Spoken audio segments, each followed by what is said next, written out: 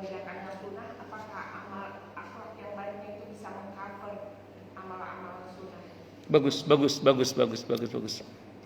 Asal yang pokok dikerjakan, yang wajib masih dikerjakan, dia walaupun yang sunnahnya cebuarang saking jarangnya, itu dia akan menghadap kepada Allah sebagai muktasid, orang yang beramal dengan amalan pas-pasan.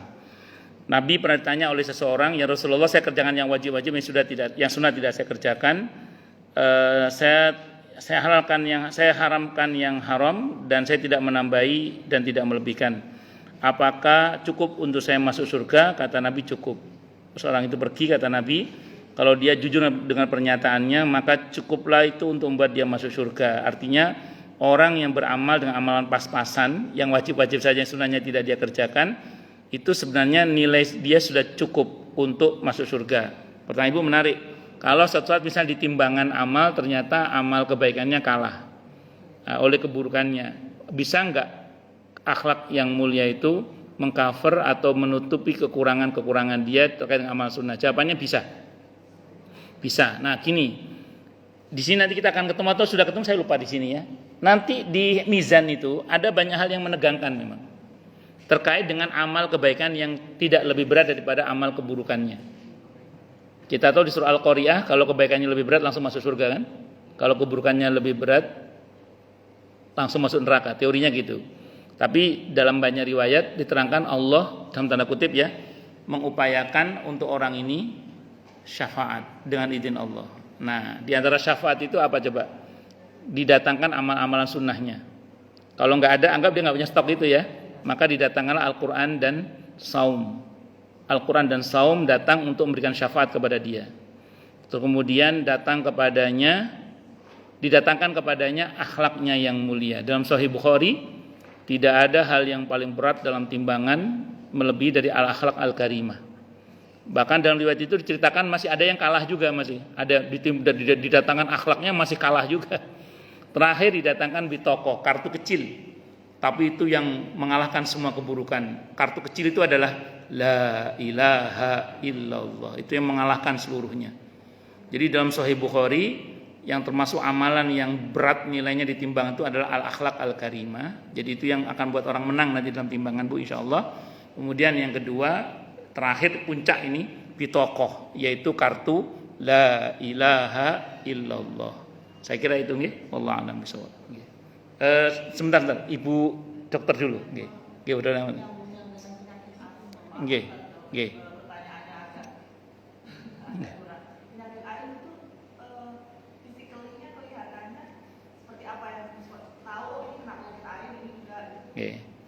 Jadi para ulama menggolongkan penyakit ain itu dalam penyakit sihir.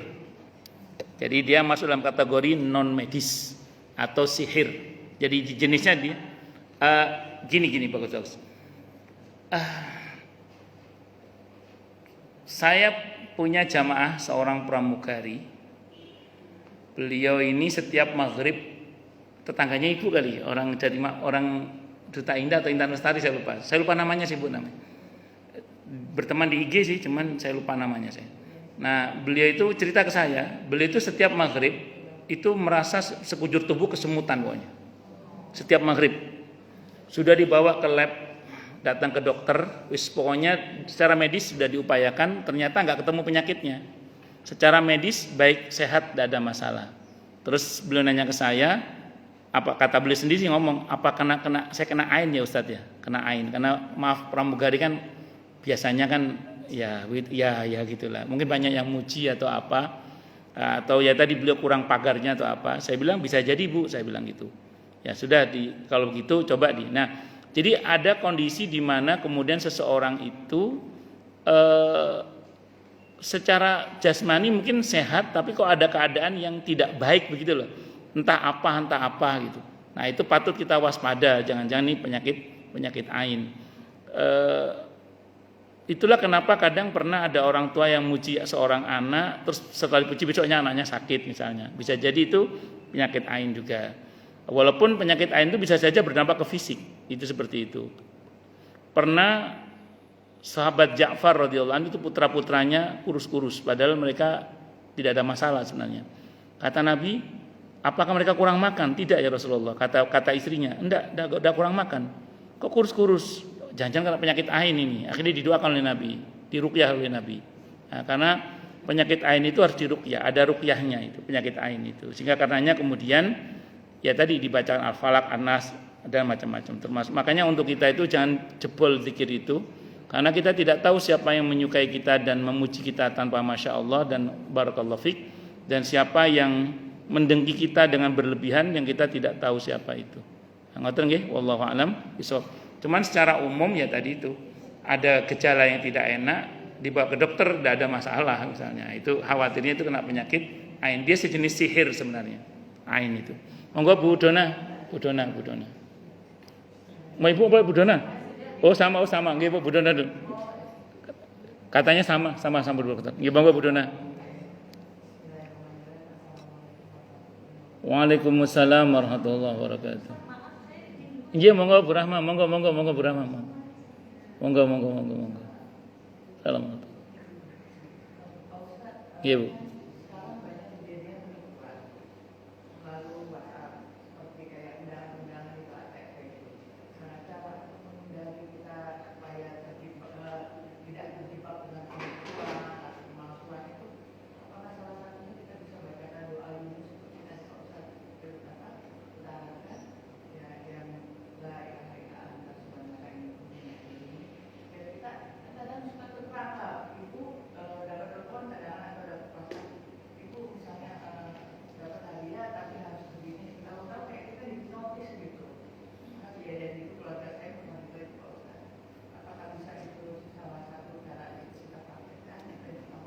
Nggih.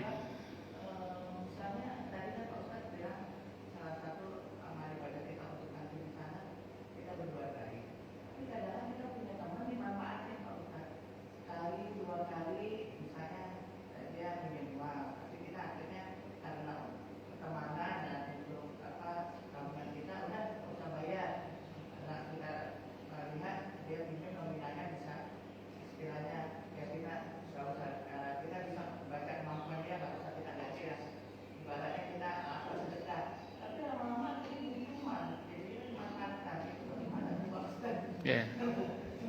Bagus.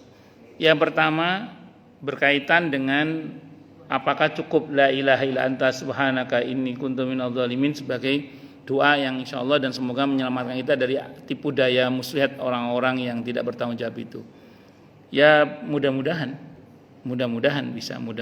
Kalau misalnya tidak bisa pun paling tidak dengan berzikir itu ada hal yang Allah selamatkan dari kita. Sebutlah misalnya ibu masih kejebak juga nih misalnya gitu ya. Maka dengan zikir itu paling enggak masih ada yang Allah selamatkan. Ya, jadi kalau bahasa Ibnu Qayyim Al-Jauziyah rahimahullah idealnya Bu ya, doa yang maksimal kekuatannya itu menolak takdir buruk. Itu idealnya Bu. Tapi kan mungkin Bu Dona saat zikirnya sambil ngantuk-ngantuk. Sambil ngantuk-ngantuk. Jika kekuatan zikirnya lemah, maka tetap ditolak itu yang namanya keburukan itu, cuman kekuatannya lemah sehingga kadang takdirnya tetap turun, sehingga ibu tetap kena tipu tapi nggak sebanyak kalau ibu berzikir. Misalnya harusnya kena 1 juta, dapatnya kenanya cuma 200.000 misalnya. Jadi itu tetap zikir itu penting.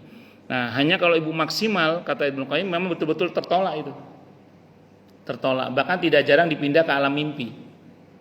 Nah, jadi harusnya di dunia nyata dipindah ke alam mimpi. Itu bisa jadi seperti itu. Itu diantara makna hadis riwayat At-Tirmidzi kama qala la yaruddul qada'a wal qadar illa du'a. Tidak ada yang bisa menolak ketentuan Allah yang belum dan yang sudah terjadi kecuali doa. Itu yang pertama. Yang kedua mengenai apa tadi? Ya kan ibu minta supaya menjadi pribadi bermanfaat kan? Nah, ibu dimanfaatkan udah selesai doanya. Nah. Oke. Iya.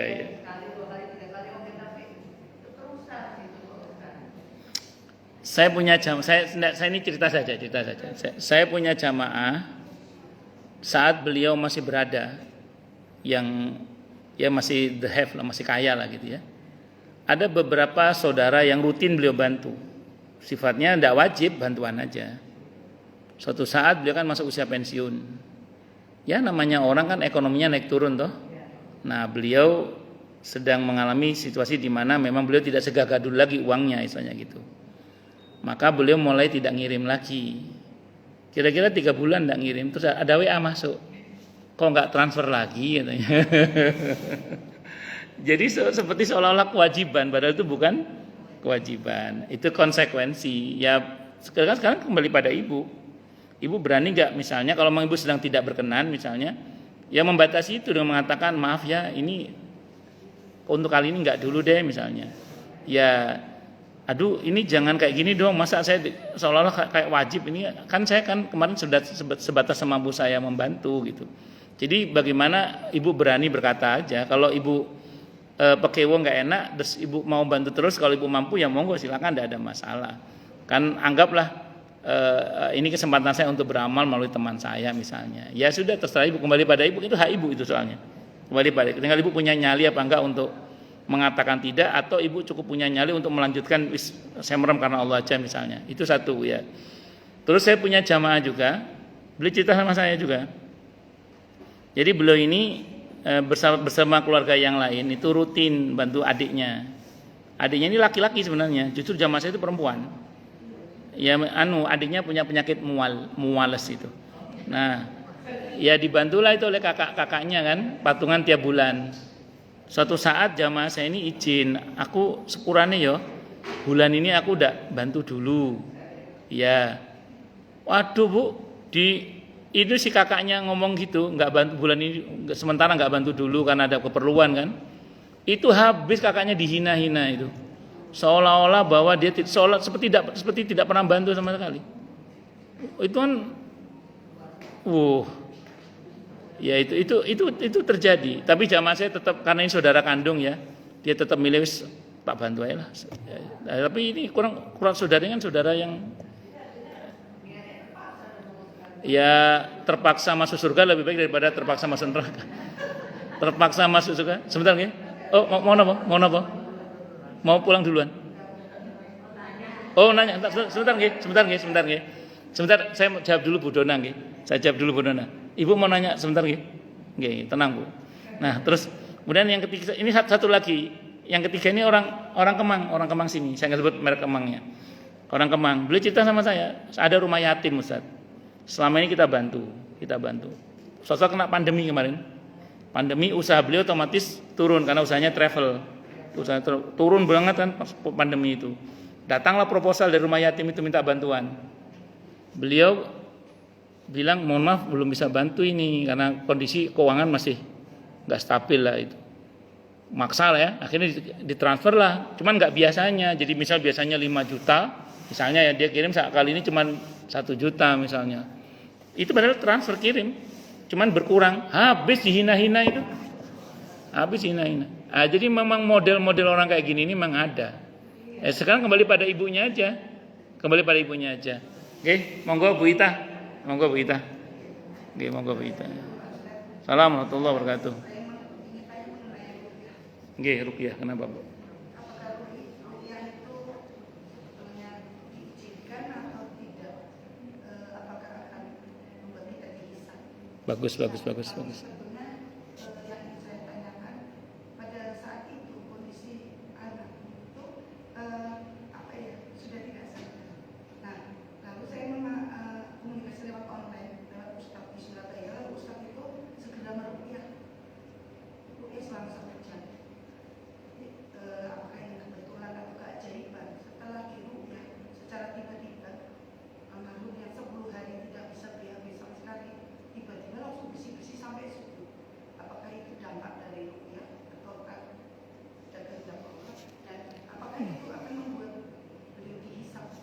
Bagus. Bagus.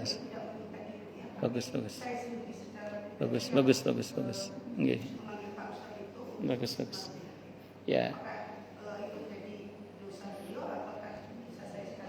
Bagus. Minta diruqyah itu bukan dosa, asal ruqyah syariah. Cuman memang ada hadis yang menyebutkan tidak mendapatkan jaminan masuk surga tanpa hisab kalau minta diruqyah. Tapi itu pun ada penjelasan yang berbeda di antara para ulama. Yang dimaksud dengan minta diruqyah di situ itu adalah minta diruqyah di jampe-jampe. Mantra-mantra yang enggak jelas. Kalau ruqyah syariah tidak apa-apa. Mana dalilnya? Nabi sering dimintai ruqyah oleh para sahabat dan Nabi tidak menolak. Para sahabat juga sering dimintai ruqyah oleh orang yang lain dan sahabat melayani itu. Berarti itu tidak dilarang. Itu pengertian yang pertama, boleh, tidak ada masalah. Yang kedua, memang ada ulama yang berpendapat seperti yang kedua ini apa?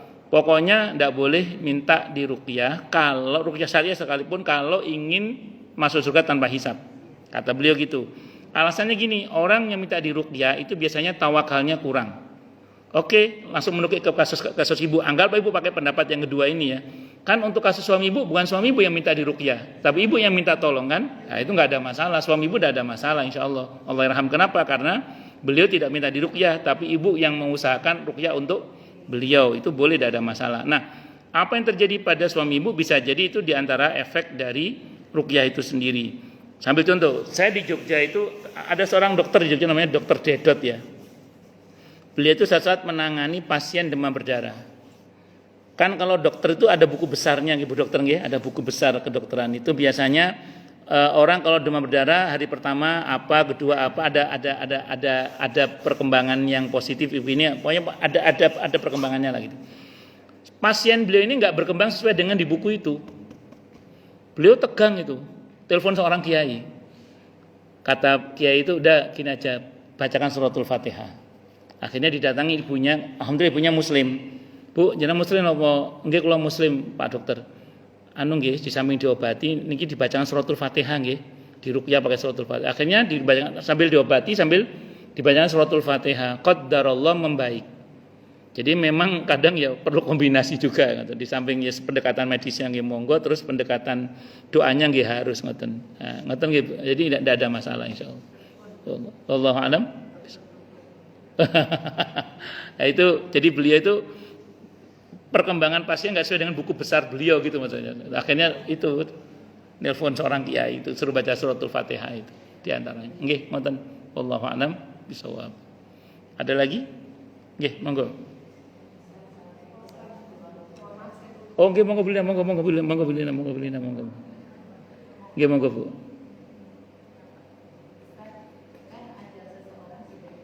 Betul.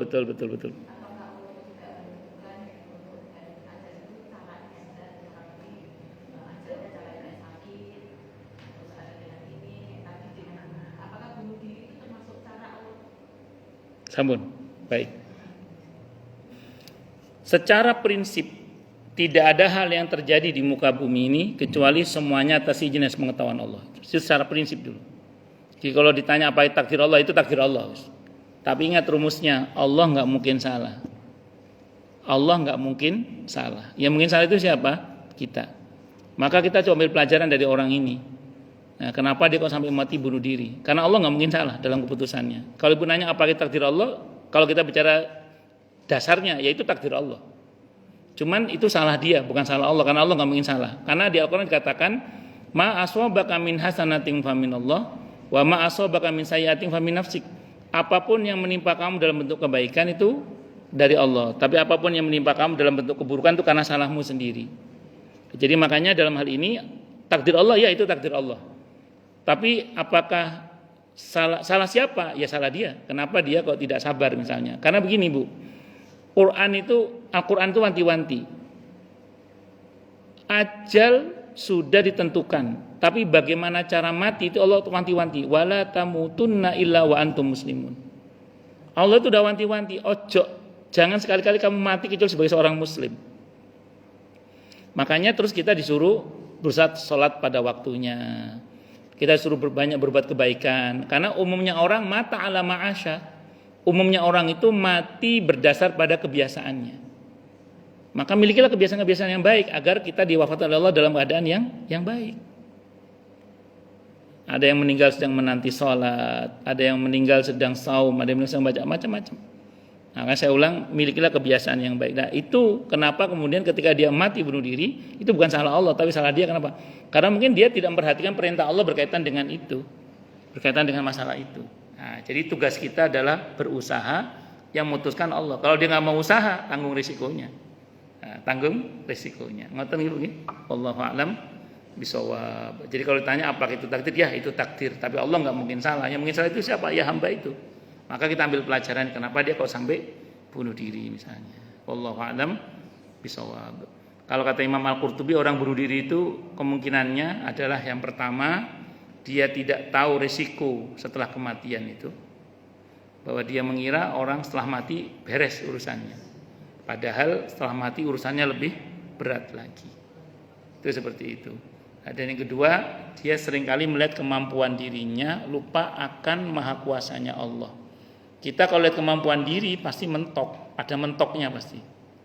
Nah, tapi kalau kita menatap maha kuasanya Allah, kita akan berkata, apa yang tidak mungkin bagi Allah? Nah, maka dia akan tetap menaruh harapan kepada Allah. Dia tidak akan berputus asa. Kenapa? Karena dia berharap kepada Allah yang maha kuasa atas segala sesuatu itu. Nah, saya kira itu nggih, wallahu a'lam bishawab. Cukup dulu nggih. Kita tutup dengan hamdalah, alhamdulillahirabbil alamin. Semoga kajian kita bisa bermanfaat, mubarakah fid dini wad dunya wal akhirah untuk kita, keluarga kita dan seluruh umat Islam semuanya, dan mudah-mudahan kita semua dijadikan oleh Allah sebagai orang-orang yang sukses dunia akhirat, selamat dunia akhirat, bahagia dunia akhirat, dan dipermudah setiap urusan kita oleh Allah fid dini wad dunya wal akhirah. Semoga Allah limpahkan hidayah selalu untuk kita, semoga Allah tingkatkan selalu hidayah untuk kita, dan semoga Allah berikan hidayah untuk siapapun yang melihat kita. Subhanakallahumma bihamdika asyhadu an la ilaha illa anta astaghfiruka wa atubu ilaik. Sallallahu ala Muhammad wa ala alihi washabihi wasallam. Saya mohon maaf. Wassalamualaikum warahmatullahi wabarakatuh. Oke, sami-sami Bu.